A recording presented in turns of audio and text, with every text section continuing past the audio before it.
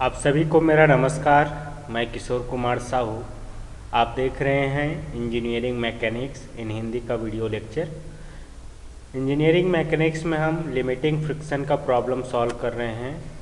आज हम लोग प्रॉब्लम नंबर 4 सॉल्व करेंगे, जो कि स्टैटिक फ्रिक्शन या लिमिटिंग फ्रिक्शन का प्रॉब्लम है। स्क्रीन पे आपको प्रॉब्लम दिखाई दे रहा है।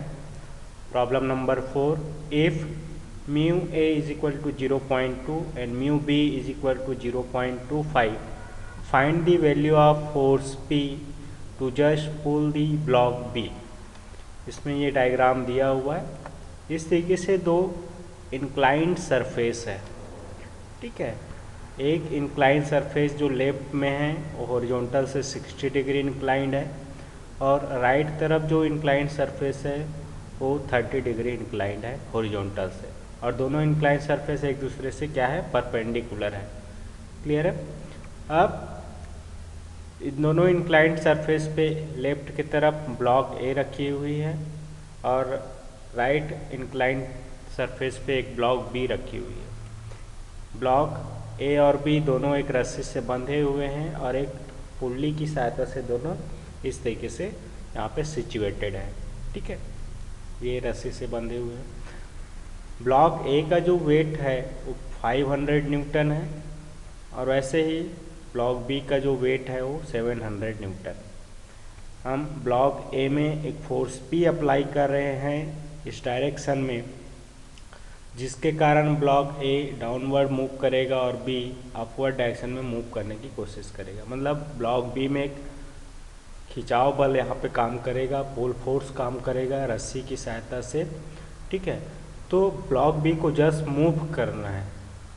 तो जस्ट मूव करने के लिए हमें ब्लॉक ए पे जो फोर्स पी अप्लाई किया हुआ है, ये पी का फोर्स कितना होगा, मिनिमम फोर्स कि जस्ट ब्लॉक बी जो है क्या हो जाए, वो मूव करना स्टार्ट कर दे, ठीक है। तो एक लिमिटिंग फ्रिक्शन का प्रॉब्लम है ना। इस प्रॉब्लम में हमें पी की वैल्यू फाइंड आउट करनी है। तो सबसे पहले हम फ्री बॉडी डायग्राम ड्रॉ कर लेते हैं ब्लॉक ए और ब्लॉक बी का। ब्लॉक ए का वेट फोर्स W1 मान लेते हैं, डाउनवर्ड डायरेक्शन में एक्ट कर रहा है 500 न्यूटन, ठीक है। ये ब्लॉक जो है इंक्लाइंड सरफेस पे रखा हुआ है, सिंपल सपोर्ट है, तो यहाँ पे एक रिएक्शन फोर्स अपवर्ड डायरेक्शन में कॉन्टैक्ट सरफेस के परपेंडिकुलर N1 एक्ट करेगा। अब ये जो नॉर्मल रिएक्शन है या रिएक्शन फोर्स है वो वर्टिकल से 60 डिग्री इंक्लाइंड होगा, क्योंकि इंक्लाइंड सरफेस हॉरिजॉन्टल से 60 डिग्री इंक्लाइंड है। क्लियर है। यहाँ पे इस वेट के कारण यहाँ जो रस्सी से बंधा हुआ है, यहाँ पे एक टेंशन फोर्स अपवर्ड डायरेक्शन में ऐड करेगा। मान लो ये टेंशन फोर्स टी है ना। इसमें हम एक एक्सटर्नल फोर्स पी अप्लाई कर रहे हैं डाउनवर्ड डायरेक्शन में। इस पी की वैल्यू हमें फाइंड आउट करनी है, ठीक है। अब ये जस्ट मूव करना स्टार्ट करेगा तो सरफेस और इस ब्लॉक ए के बीच में एक लिमिटिंग फ्रिक्शन काम करेगा। इसको हम F1 मान लेते हैं। F1 इज इक्वल टू होगा mu A into N1। Mu A क्या है, इसका वैल्यू 0.2 दिया हुआ है। ये ब्लॉक ए और इंक्लाइन सरफेस के बीच का कोफिशिएंट ऑफ फ्रिक्शन है। क्लियर है। डाउनवर्ड डायरेक्शन में मूव करने की कोशिश कर रहे हैं, इसलिए अपवर्ड डायरेक्शन में ये फ्रिक्शन फोर्स काम करेगा। क्लियर है। तो इस तरीके से ब्लॉक ए में ये फोर्स काम करेंगे। ब्लॉक बी की बात करें तो इसका वेट फोर्स W2 मान लेते हैं, 700 न्यूटन डाउनवर्ड एक्ट करेगा। कॉन्टैक्ट सरफेस पे एक रिएक्शन फोर्स आएगा, सिंपल सपोर्ट है तो एक ही रिएक्शन आएगा N2। ये वर्टिकल से 60 डिग्री इंक्लाइंड होगा, क्योंकि ये इंक्लाइंड सरफेस 30 डिग्री इंक्लाइंड है, तो 30 डिग्री N2 वर्टिकल से इंक्लाइंड होगा। क्लियर है। अब यहाँ पे भी रस्सी में एक टेंशन फोर्स अप्लाई होगा अपवर्ड डायरेक्शन में, जो इस ब्लॉक बी को पुल करने की कोशिश करेगा। तो ये भी टी के बराबर ही होगा, मतलब रस्सी में जो टेंशन आएगा टी ही आएगा, चाहे वो ब्लॉक ए पे हो या ब्लॉक बी पे हो, ठीक है। अब ये अपवर्ड डायरेक्शन में मूव करने की कोशिश कर रही है ब्लॉक बी, तो इसमें डाउनवर्ड डायरेक्शन में एक फ्रिक्शन फोर्स आएगा जो कि लिमिटिंग फ्रिक्शन होगा। F2 is equal to mu B into N2। Mu B क्या है, ब्लॉक बी और इंक्लाइन सरफेस के बीच कोफिशिएंट ऑफ फ्रिक्शन है, जो कि 0.25 हमें दिया हुआ है क्वेश्चन में। अब यहाँ पे हमें इस प्रॉब्लम में P की वैल्यू फाइंड आउट करनी है, जो कि ब्लॉक ए पे यहाँ पे काम कर रहा है। तो ब्लॉक ए को अगर हम बॉडी मान लें और इसको लेके हम इक्वेशन जनरेट करें तो देखेंगे कि ब्लॉक ए में कितने अननोन हैं। पी अननोन है, टी भी अननोन है, N1 भी अननोन है, तो 3 अननोन है ना। और ब्लॉक बी की बात करें तो यहाँ पे N2 और टी अननोन है, 2 अननोन है ना। तो मैक्सिमम 2 अननोन हो ऐसे बॉडी को लेके हम सॉल्व करते हैं, क्योंकि हमारे पास 2 ही इक्वेशन रहता है जब हम रिजिड बॉडी के स्टैटिक इक्विलिब्रियम की बात करते हैं। तो इसलिए सबसे पहले हम ब्लॉक बी का फ्री बॉडी डायग्राम को कंसिडर करते हैं। देखिए इसमें वेट फोर्स 700 डाउनवर्ड एक्ट कर रहा है, एक रिएक्शन फोर्स N2 वर्टिकल से 30 डिग्री इंक्लाइन अपवर्ड एक्ट कर रहा है, जिसमें एक टेंशन फोर्स T एक्ट कर रहा है। इस डायरेक्शन में मोशन अपवर्ड हो रहा है, इसलिए इसमें limiting friction F2 downward direction में म्यू बी N2 एक्ट कर रहा है। क्लियर है। इस तरीके से ये 4 फोर्सेस बॉडी बी में या ब्लॉक बी में काम कर रहा है। ब्लॉक बी को अब पार्टिकल माने तो ये सभी फोर्स एक कॉन्करेंट फोर्स होंगे, साथ ही साथ ये फोर्स क्या है, कोप्लेनर भी है। अब body B static equilibrium condition पे है तो यहाँ पे इक्विलिब्रियम कंडीशन अप्लाई करेंगे, ठीक है। तो एक्स एक्सिस और वाई एक्सिस के अबाउट में फोर्स का अलजेब्रिक सम 0 होगा। तो यहाँ पे एक्स एक्सिस किसको माने, तो देखिए टेंशन का जो लाइन ऑफ एक्शन है इसको हम एक्स एक्सिस मान लेते हैं, और N2 का लाइन ऑफ एक्शन को वाई एक्सिस, है ना। तो इस एक्सिस पे जो भी फोर्स ऐड करेगा उसका अलजेब्रिक सम हमें निकालना है, जो कि 0 होगा। तो W2 को पहले हम क्या करेंगे, रिजॉल्व करेंगे। देखिए W2 वर्टिकल से 30 डिग्री होगा, है ना। 700 न्यूटन का जो फोर्स है वो वर्टिकल N2 वाले लाइन से 30 डिग्री एंगल फॉर्म करेगा। तो इसका एक्स एक्सिस पे साइन कंपोनेंट आएगा और वाई पे कॉस कंपोनेंट आएगा। तो सबसे पहले summation of F X is equal to 0 हम निकाल लेते हैं।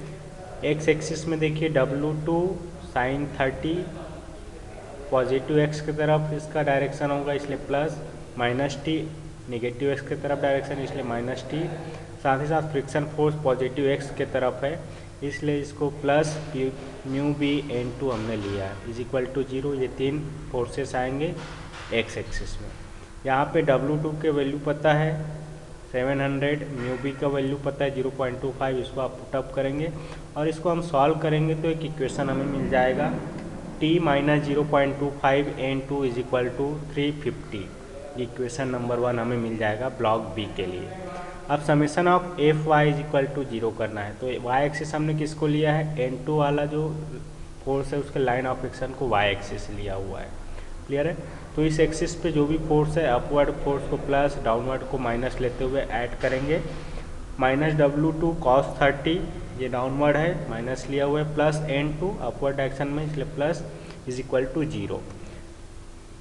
W2 का वैल्यू हमें पता है 700, इसको आप पुटअप करेंगे तो फाइनली यहाँ से हमें मिल जाएगा नॉर्मल रिएक्शन फोर्स N2 का वैल्यू 606.22 न्यूटन। क्लियर है। ये ब्लॉक बी पे लगने वाला रिएक्शन फोर्स है।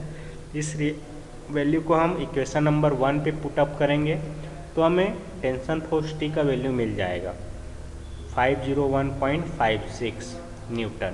ये टेंशन फोर्स है जो कि थ्रेड या रस्सी के सहायता से ब्लॉक बी पे काम कर रहा है। तो ये वैल्यू हमें मिलेगा टेंशन फोर्स T 501.56 न्यूटन। आगे हम लोग कंसिडर करते हैं ब्लॉक बी का फ्री बॉडी डायग्राम। ये ब्लॉक ए का free body diagram.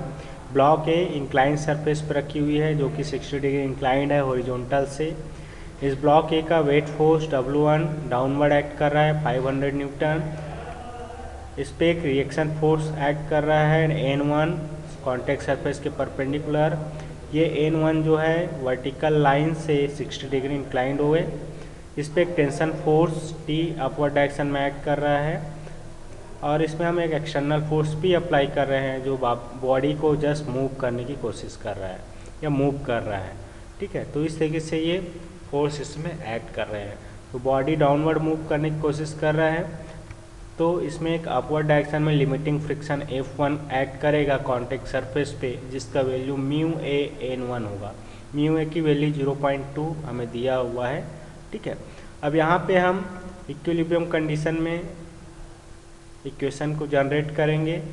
Static equilibrium condition पे है तो एक्स एक्सिस इंक्लाइन सरफेस का प्रॉब्लम है तो टी वाला जो लाइन ऑफ एक्शन है इसको एक्स एक्सिस मान लेते हैं इंक्लाइन सरफेस के अलॉन्ग, और उसके परपेंडिकुलर n1 का जो लाइन ऑफ एक्शन है उसको y एक्सिस है ना। तो W1 को आपको रिजॉल्व करना पड़ेगा। W1 वर्टिकल से 60 डिग्री है तो वर्टिकल कंपोनेंट cos 60 आएगा और हॉरिजॉन्टल कंपोनेंट sin 60 आएगा। तो W1 को हमें रिजॉल्व करना पड़ेगा, ठीक है। तो summation of F X equal to 0 करते हैं। एक्स एक्सिस में टेंशन फोर्स P फोर्स और W1 साइन कंपोनेंट आ रहा है, साथ ही साथ लिमिटिंग फ्रिक्शन भी एक्स एक्सिस में। तो ये 4 फोर्स को हम ऐड करेंगे। देखिए नेगेटिव एक्स में W1 साइन 60 का डायरेक्शन है, माइनस P ये भी नेगेटिव एक्स की तरफ है, प्लस T पॉजिटिव एक्स की तरफ डायरेक्शन, और plus mu A n1 is equal to 0। Clear है, इस तरीके से हो जाएगा। और प्लस माइनस को आपको ध्यान में रखना है जब भी आप अलजेब्रिक सम सॉल्व कर रहे हैं। W1 का वैल्यू पता है 500, टेंशन फोर्स T का वैल्यू हमने फाइंड आउट किया है 501.56, म्यू ए 0.2 है। ये तीनों वैल्यू हम पुट अप करेंगे और इसको सॉल्व करेंगे तो इक्वेशन हमें मिल जाएगा P minus 0.2 n1 is equal to 68.55। Equation number 1 है। अब सेकेंड इक्विलिब्रियम कंडीशन हम अप्लाई करेंगे, summation of F Y is equal to 0 है ना। n1 फोर्स का जो लाइन ऑफ एक्शन है इसको y एक्सिस माना है, तो इस पे लगने वाला फोर्स का अलजेब्रिक सम W1 का cos थीटा कंपोनेंट आएगा तो माइनस W1 cos 60, माइनस इसलिए क्योंकि डाउनवर्ड है, प्लस n1 क्योंकि अपवर्ड है, इज इक्वल टू 0। यहाँ से हम W1 का वैल्यू पुटअप करेंगे 500 और इसको सॉल्व करेंगे तो हमें नॉर्मल रिएक्शन फोर्स n1 का वैल्यू मिल जाएगा 250 न्यूटन, 250 न्यूटन हमें मिलेगा ब्लॉक ए पे रिएक्शन फोर्स। इस n1 का वैल्यू हम इक्वेशन नंबर 1 पे रखेंगे तो हमें एक्सटर्नल फोर्स P का वैल्यू मिल जाएगा 118.55 न्यूटन, 118.55 न्यूटन, जो कि एक्सटर्नल फोर्स P का वैल्यू है, मिनिमम वैल्यू है, जिसके लिए ये ब्लॉक ए साथ ही साथ ब्लॉक बी जो है जस्ट क्या होगा, मूव करना स्टार्ट करेगा। तो value of force P to just pull the block B, P is equal to 118.55 newton. ये आपका आंसर मिल जाएगा। आई होप कि आज का प्रॉब्लम का सॉल्यूशन आपको समझ में आया होगा। इस लेक्चर में इतना ही। Thank you for watching this video, keep smiling.